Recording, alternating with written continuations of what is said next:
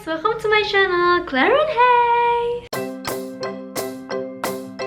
Oke guys, karena banyak banget permintaan yang masuk buat aku bikin tentang mata minus. Udah sejak berbulan-bulan yang lalu ya. Oke guys, langsung aja. Apa sih sebenarnya mata minus? Mata minus itu adalah suatu keadaan dimana sinar yang masuk ke mata itu jatuh di depan retina. Retina itu adalah bagian belakang dari bola mata, dimana di situ terdapat reseptor atau sel-sel penerima cahaya dan warna. Nah, sel penerima warna inilah yang nantinya akan meneruskan sinar yang masuk untuk disampaikan ke otak. Nah, di otak inilah terjadi persepsi melihat.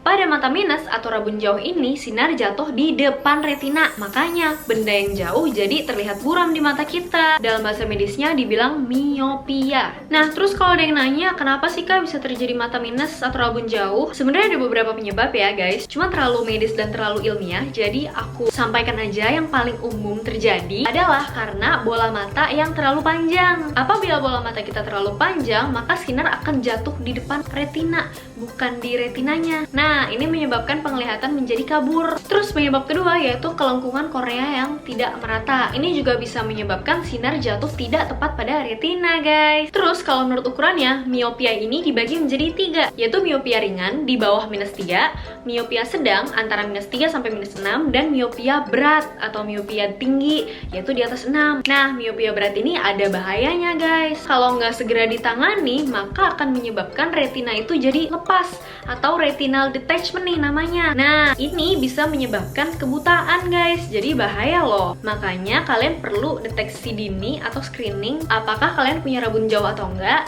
dan berapa ukurannya. Bahaya yang kedua yaitu terjadinya amblyopia atau mata malas guys. Yaitu kalau misalkan minus kalian itu nggak sama tuh kanan kiri. Yang satu termasuk miop ringan atau sedang dan yang satunya itu miop yang tinggi banget. Bahayanya ini bisa menyebabkan strabismus atau juling. Terus kalau ada yang bertanya, apa sih ciri-ciri miopia atau rabun jauh? Pertama, jelas aja ya, namanya aja rabun jauh. Kalian akan lebih mampu melihat benda yang dekat lebih jelas dibanding melihat benda yang jauh. Misalnya kalau kalian baca sign-sign di jalan raya, tol apa itu tuh, kalau dari jauh tuh burem, kalau udah deket baru lebih jelas. Atau kalian nggak bisa nih baca dengan jarak baca normal, harus lebih deket gitu loh guys. Juga untuk kompensasinya, biasanya kalau ngeliat yang jauh tuh kalian suka memicingkan mata gitu kayak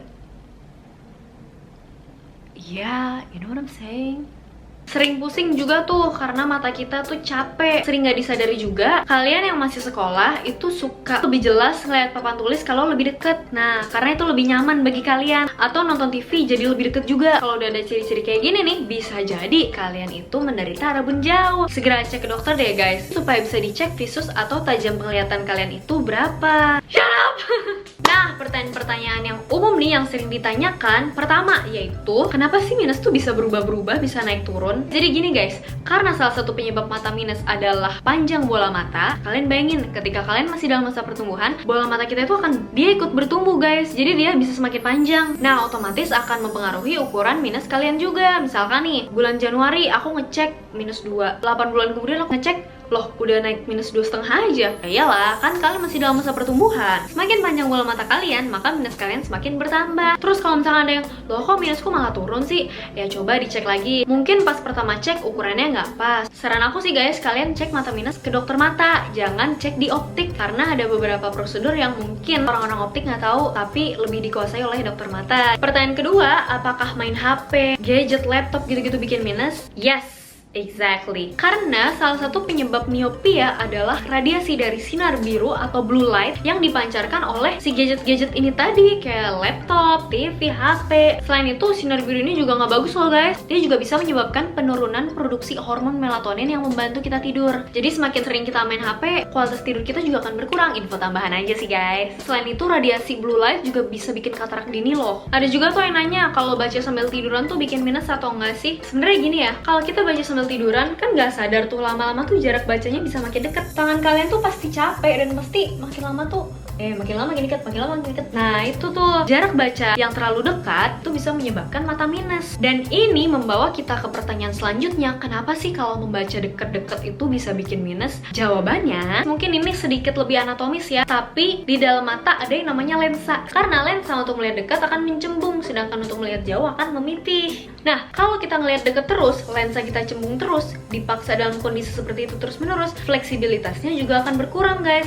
Dia akan terbiasa untuk cembung berkecembung terus-menerus. Inilah yang menyebabkan mata jadi minus. Jarak bacanya jadi harus segitu terus guys. Jadi ngeliat jauh akhirnya jadi rabun deh. Terus ini nih satu fakta yang menarik banget ya. Stres bisa bikin mata minus loh. Bola mata kita punya otot-otot penggerak bola mata. Dalam bahasa medisnya kita bilang otot ekstraokuler. Ada 6 otot penggerak bola mata di setiap mata. Kalian pasti pernah stres dong. Rasanya badan kalian tuh jadi tegang semua, otot jadi kaku semua. Nah, ini terjadi termasuk di otot penggerak bola mata. Ketika kita lagi stres, otot penggerak bola mata ini jadi ikutan tegang. Padahal otot penggerak bola mata ini ada di sekeliling mata. Bayangin kalau dia tegang, dia akan meremas si bola mata itu sendiri, menyebabkan bola mata jadi lebih lonjong. Jadi dia ada perubahan bentuk gitu loh guys. Nah, ini akan mempengaruhi panjang dari bola mata tersebut. Akibatnya balik ke alasan yang tadi tuh, bayangan jatuh di depan retina. Tuh kan, stres tuh bikin banyak banget penyakit loh guys. We need to relax a bit, God help me. Ada lagi nih, gimana kalau baca sambil gerak di dalam mobil gitu misalkan? Ya guys,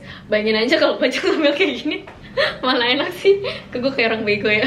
Menurut kalian aja, kalau kita baca sambil gerak, fokus mata kita itu akan berubah-ubah, dan itu akan sangat berkontribusi akan terjadinya rabun jauh. Terus nih, baca di tempat gelap tuh, mama papa pasti sering bilang kan, kamu baca, lampunya nyalain dong, panjang. Bener sih guys, kalian harus dengerin kata orang tua kalian. Oke, balik lagi ke anatomi nih guys. Jadi kayak kuliah. Pupil adalah bagian dari mata yang mengatur banyak sedikitnya cahaya yang masuk ke mata. Kalau cahayanya gelap, pupilnya akan melebar supaya cahaya yang masuk lebih banyak. Sedangkan di tempat terang, kan udah banyak tuh cahayanya, pupil akan mengecil supaya saraf mata kita tuh nggak rusak menerima terlalu banyak intensitas cahaya guys. Ketika kita membaca di tempat yang gelap, pupil kita akan apa ayo? Betul sekali, melebar. Sedangkan kalau kita baca di tempat yang terang, pupil kita akan mengecil sehingga menurunkan kebutuhan kita untuk membaca lebih dekat. Coba deh kalian pikirin, kalau di tempat gelap pasti kalian bacanya lebih dekat kan, kayak karena nggak jelas guys. Sedangkan kalau di tempat yang terang kan, nah gitu. Ada juga nih guys yang nanya, suplemen atau obat-obat penurun mata minus tuh beneran berhasil atau enggak sih? Menurut jurnal penelitian, vitamin, mineral, sayur-sayuran seperti itu hanya membantu menutrisi syaraf mata. Jadi kalau rabunnya gara-gara kelainan syaraf, mungkin bisa kebantu. Tapi ini kan gara-gara kelainan bola mata. Jadi sebetulnya gak ada hubungannya sih guys. Ini menurut jurnal penelitian loh. Terus, apa sih bedanya minus sama silinder? Kalau mata minus, itu bayangan jatuh di satu titik fokus di depan retina. Sedangkan mata silinder atau bahasa medisnya itu astigmatisme, sinar atau bayangan jatuh di banyak titik fokus ya, bukan di satu titik fokus, sehingga menyebabkan penglihatan kalian jadi berbayang tuh, double-double gitu. Karena aku sendiri juga minus dan silinder ya, jadi aku tahu gimana rasanya silinder tuh ngeliat satu garis itu berbayang gitu. Lalu ke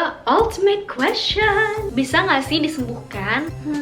Mata minus ini bisa diatasi, dikoreksi namanya guys. Ada 3 cara. Pertama, kalian pakai kacamata. Resep kacamatanya ini kalian harus datang ke dokter guys, bener-bener supaya akurat ukurannya. Kedua, kalian bisa pakai soft lens. Tapi hati-hati ya guys, karena menurut penelitian soft lens ini meningkatkan risiko terjadinya infeksi pada mata. Kalian harus bener-bener bisa jaga kebersihan tangan kalian. Gak boleh males-males cuci tangan ya, sebelum maupun setelah memakai soft lens. Dan jangan lupa kalian gak boleh mengabaikan tanggal kadaluarsanya si soft lens ini. Kalau udah kadaluarsa ya jangan dipakai lagi guys. Yang terakhir yaitu kalian bisa dengan LASIK. Kalian pasti sering dengar kan? LASIK ini mengurangi ketebalan dari kornea. Makanya kenapa ada batas umur tertentu untuk seseorang melakukan prosedur LASIK, yaitu karena di usia tertentu kita masih dalam masa pertumbuhan tuh. Biasanya kan ada yang bilang di atas 21 tahun atau di atas 19 tahun, tergantung klinik prakteknya ini guys. Nah, kalian bayangin nih, kalian masih bertumbuh, bola mata kalian masih bisa makin panjang, dan korneanya udah ditipisin aja, kan sia-sia. Korneanya semakin tipis dan bikin mata jadi lebih gampang iritasi. Dan untuk membantu aja sih guys, setelah kalian baca, main HP, atau mau ngerjain tugas di laptop selama maksimal 30